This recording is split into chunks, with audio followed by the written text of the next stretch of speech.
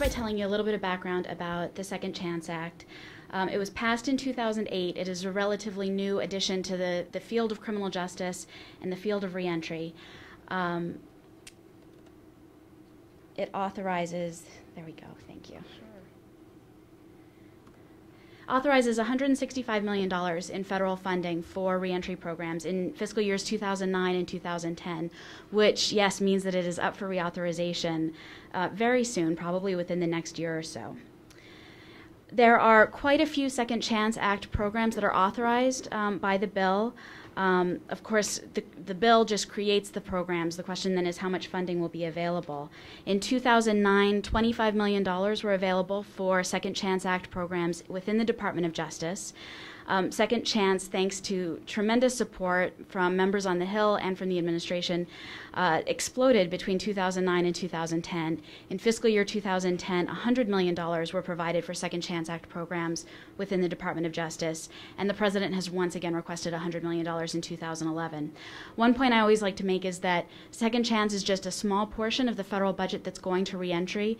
Second Chance is primarily funding reentry programs within the Department of Justice. Many other federal departments, labor, education, HHS, have provided substantial investments in the field of reentry. So there's quite a lot going on at the federal level in reentry, but I'm really focused here on the Second Chance Act and what's been going on through those programs.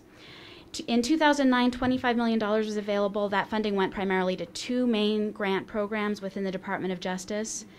As I said, in 2010, the programs exploded. Now almost all of the grant programs authorized by the Second Chance Act have dollars appropriated. In 2009, there were 67 Second Chance Act grantees. In 2010, there are 187 new Second Chance Act grantees. And I'm going to spend a little bit more time talking about what each of these grant programs is providing to programs in the field and what we're starting to see from some of those programs. Most of these programs, as you'll notice, are going to state and local government agencies, but there is a substantial amount of money going to nonprofit organizations. The Mentor and Grant Program under the Second Chance Act, which was funded in both 2009 and 2010, has to date provided about $25 million to nonprofit organizations around the country, which are providing mentoring as well as transitional services to adults and youth returning from prisons, jails, and juvenile facilities. But it's the Reentry Demonstration Grant Program that is often thought of as sort of the hallmark of the Second Chance Act. These are this is the longest section of the Second Chance Act if you've ever taken a look at it. It authorizes grants to state and local governments and Indian tribes for demonstration projects. It requires a lot of grantees. It requires that they put together strategic plans that involve a whole lot of stakeholders at the state and local level. It imposes fairly rigorous performance measurements on all of the grantees, and it is to date the largest of the Second Chance Act programs. There was $10 million available in 2009, which resulted in 20 grantees being awarded, including 5 at the juvenile level in San Francisco, Louisiana, Baltimore, Oregon, and South Dakota. These grantees received their grants for 3 years, and so they're now about 9 months into implementing their projects and will be working for the next 2 years to develop and carry out their projects. In 2010, $37 million was available for this grant program, and there are now 14 reentry demonstration projects that are specifically focused on a juvenile target population. And this is just a quick list. You won't be able to take it in now, but there are now juvenile demonstration and adult demonstration grant projects in almost every state of the country, so Second Chance has really increased a lot over the past 2 years. The other program that's been in place for a couple of years now under the Second Chance Act is the Mentoring Grant Program that I mentioned previously. This is the main source of funding under the Second Chance Act for nonprofit organizations that are providing reentry services. In 2009, $10 million was available, and that money also went to 11 juvenile mentoring sites that were in a few states around the country. It's expanding a little bit this year. There's now $15 million available in 2010, which went to 50 adult mentoring grantees and 9 juvenile mentoring grantees. Responsible reintegration of ex-offenders is another program that you find under the Second Chance Act. This is a Department of Labor program, one of the programs that I was speaking of earlier. That's really a small part of a large portfolio of programs that the Department of Labor has implemented, focusing on both adult and juvenile reentry. But this program was reauthorized in the Second Chance Act. Now these, I'm going to go into some of the new programs that have come online just in 2010 when funding became available. One is a reentry court program, which had $10 million available in 2010. There are 9 grantees under this program.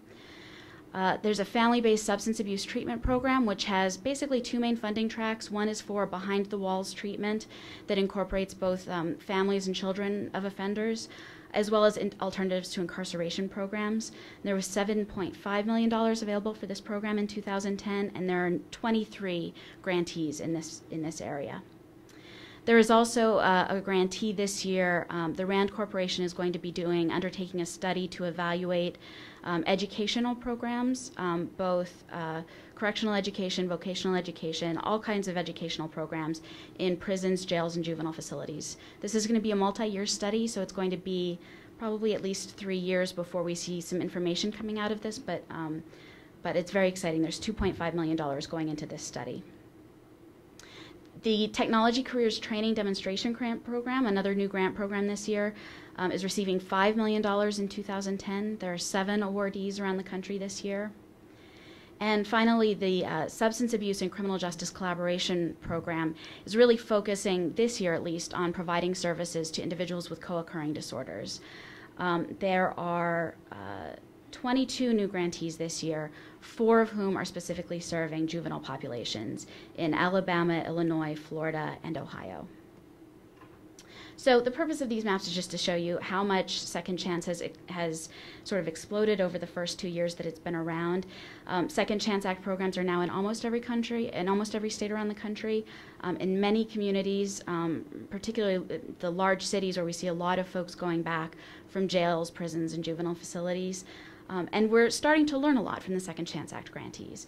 The National Reentry Resource Center was created both to help provide the best information about reentry. As you're hearing, there's so much new and innovative research happening in the field of reentry, but it can be very difficult to take that research from the level of the university, of the institute, to practitioners in the field. And so we're sort of a gateway between those two audiences, trying to take all of the great research that's happening in the field of reentry and translate it to practitioners in the field. We're also taking what we can learn from the Second Chance Act grantees themselves, who are themselves implementing a lot of evidence-based practices. They're focusing on different kinds of target populations. We have folks who are focused on juvenile sex offenders, on juveniles with co-occurring disorders. There's tremendous variety among the target populations of the different Second Chance Act grantees. And so we want to take what we're learning from the work that they're doing in their communities and use that to inform future policy, both at the federal level as well as at the state and local level. So we're just getting started with the Second Chance Act. We are also just getting started as the National Reentry Resource Center, but we have a lot of stuff that we've started to put together on our website. We're working with tremendous resources in the community, like Dr. Bilchik, like Professor Gallagher, who are serving on an advisory board to the National Reentry Resource Center. And we're starting to put together a lot of resources that are available not just to the grantees, but to the community at large. So I hope that you'll take a look at our website, which is up on the screen. One of the things that we're regularly doing are distance learning opportunities. We have a webinar coming up this coming Monday on identifying and engaging reentry mentors for justice-involved youth. This is one in an ongoing series of webinars that we're hosting on juvenile justice and reentry issues. And the best way to stay up to date on the distance learning opportunities, on what we're learning from the Second Chance Act grantees, on the work that we're gathering from the field, is to sign up for our newsletter. So that's my little plug. Please go to our website, sign up for our newsletter, and we will keep you updated as we learn new things from the Second Chance Act grantees and have more information about them.